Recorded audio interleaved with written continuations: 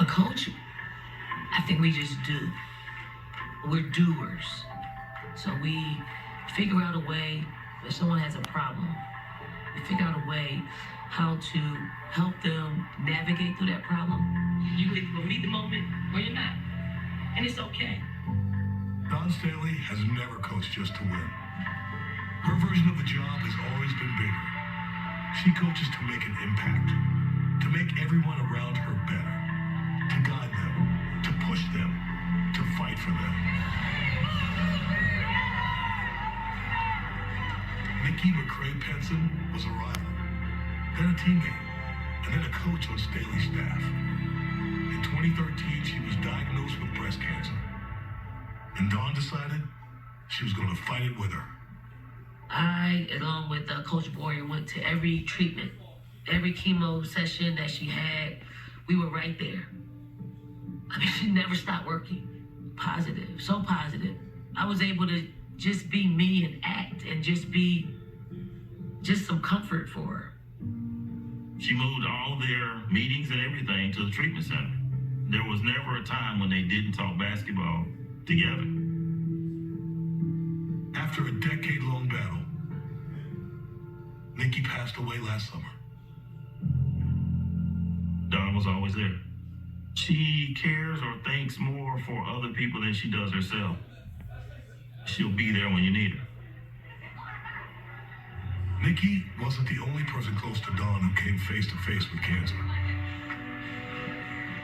In early March of 2020, the first thing they did was take blood. I think about maybe a half hour later, a doctor came in. He said, "Miss Underwood, you have cancer." Dawn and her sister Tracy have always been close.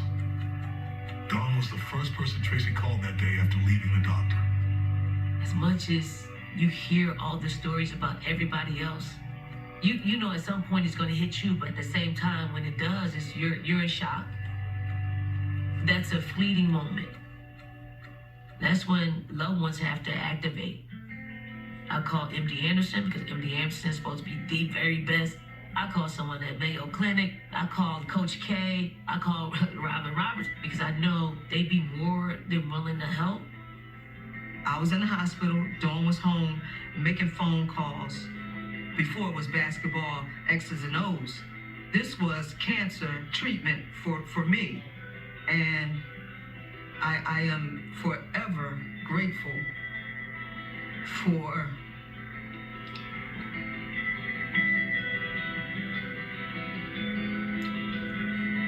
Dawn doing the things that, she did to help me with the battle of my life.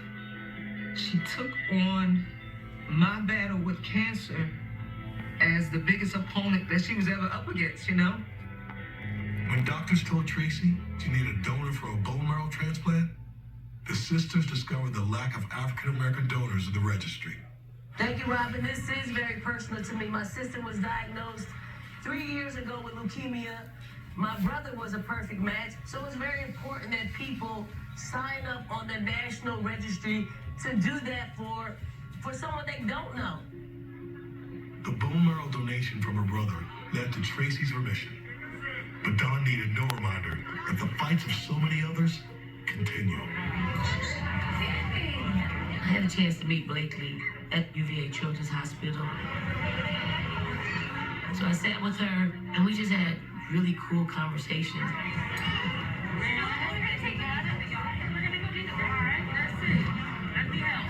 And you think, like, this young lady has cancer. And there's not a care in the world. Okay, in between. She's right in the moment. She's happy. I just left there with perspective. Perspective. I made that necklace. I kept it on. And back in March, someone told Blakeleigh I was wearing this necklace and it was getting beaten up. And she ended up making me one that I've worn since March.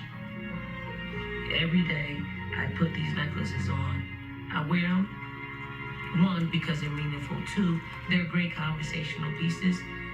so you can spread the word.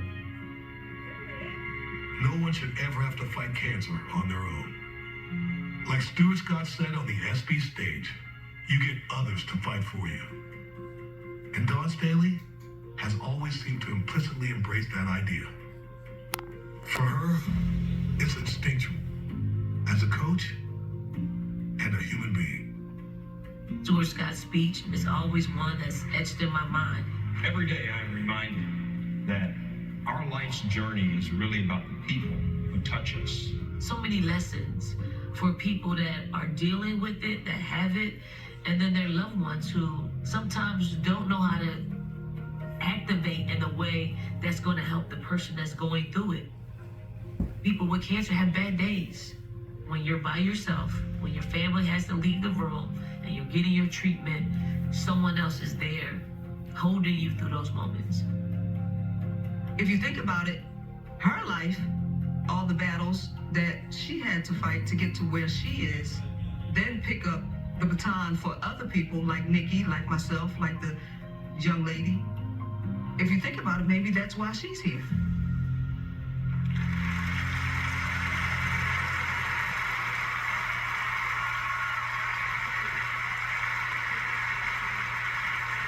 Please welcome the recipient of the Jimmy V Award for Perseverance, Dawn Staley.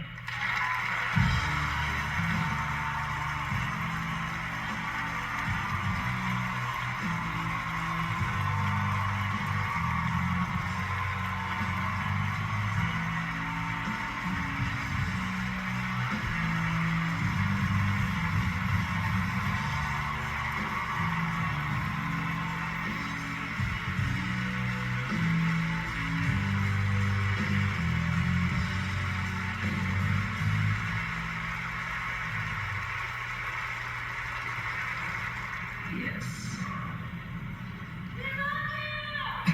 Thank you.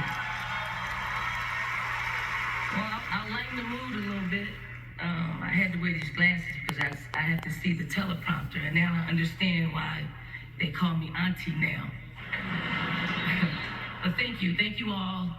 I am profoundly honored and deeply moved to stand before you today, accepting this prestigious award. But I must confess, I feel a little undeserving of this recognition. Past recipients of the Jimmy V Perseverance Award have faced incredible challenges and proven themselves as true warriors. I have merely been a spectator to such immense courage and resilience. Last week marked the first anniversary of the passing of my good friend, assistant coach, and Olympic teammate, Nikki McCray-Penson, whose story you just heard here. You also heard the powerful stories of my sister, Tracy, and Blakeleigh Thompson. That sweet little girl is fighting cancer with all of her might. I'm wearing the necklaces tonight. Watching these three beautiful souls in the fight for their lives caused me to look internally. Their strength in the throes of such dire circumstances make any issue I think I have a non-issue. If they can stand strong in the rings with unwavering bravery and go toe-to-toe with only faith as their armor, how can I not? It's the fight for me, the unwillingness to give up or to quit. I think that's why I stand here today. I'm not the one to back down, and I don't give up. And believe me, I'm not perfect. I still clap back at people who troll me on social media. I can't help myself, but I'm working on it. But every once in a while, I get perspective, and I remember why I fight so hard. I realize how Nikki, Tracy, and Blakelegh's fight inspires me, that I might be that source of inspiration for someone else. So I try my best to do things the right way, knowing some little girl is out there watching me. Maybe she's growing up in the projects of North Philly like I did, or maybe she's in a rural town somewhere, or maybe she's one of the 13 pair of eyes that every single little thing I do every day and make sure to comment on. That's my team. If they can stand up and just be recognized,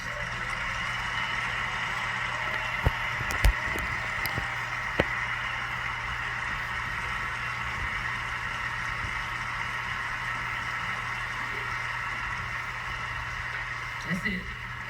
That's it. How do I not fight injustice when I ask them to do the things the right way? How do I not fight for fairness when I ask them not to cheat themselves, not to cut corners? How do I not fight for equity when I tell them they can climb as high as they want? They can be all that they want. How do I not fight pay disparity when I do the same job and get paid less but win more?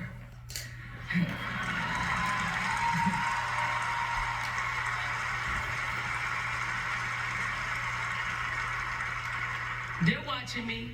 I can't ask them to stand up for themselves if I'm sitting down.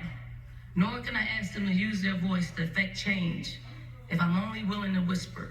So, when someone tells me to shut up and coach, I simply say, no. I have a job to do. I'm being watched. And yes, using my platform is an awesome responsibility, but it's a responsibility that was divinely bestowed on me, and I graciously accept it. To all the athletes here tonight, think about how much had to go right for you to be where you are.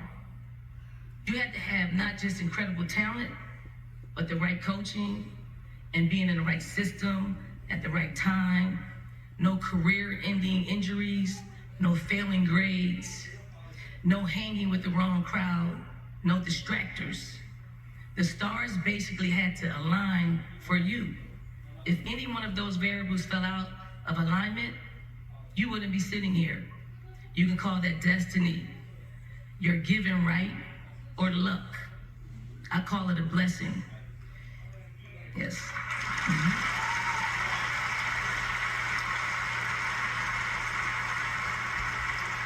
And with this blessing comes a chance to live extraordinary lives and taking even more extraordinary responsibilities.